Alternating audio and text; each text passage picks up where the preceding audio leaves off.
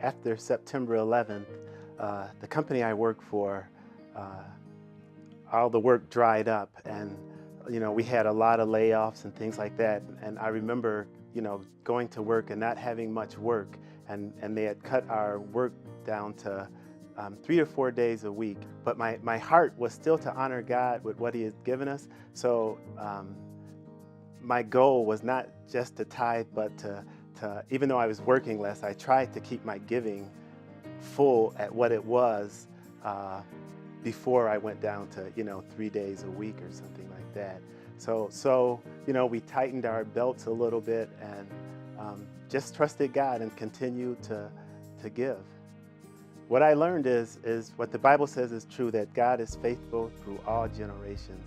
I remember what Pastor Kevin said a few weeks ago about giving God the first fruits, that first 10%, and then saving 10%. So we were not only able to continue to give, but still to save, and we've been able to even watch those savings grow as we continue to honor God. It really is, the 10% is God's, and so is the other 90%.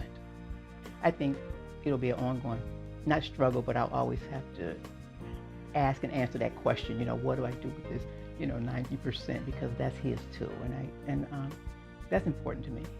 Every year, at the end of the year, all I cared about, I wanted to make sure I made more money than the previous year. And now, when we look at those tax returns and things, I just want to make sure I'm above, way above, cheerfully giving above that 10%.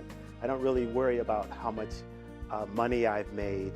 It is a cheerful thing when you look at that and see that you're above and beyond, because like Dove said, everything that we have is God, and every good and perfect gift comes from the Lord, and all that He's given us.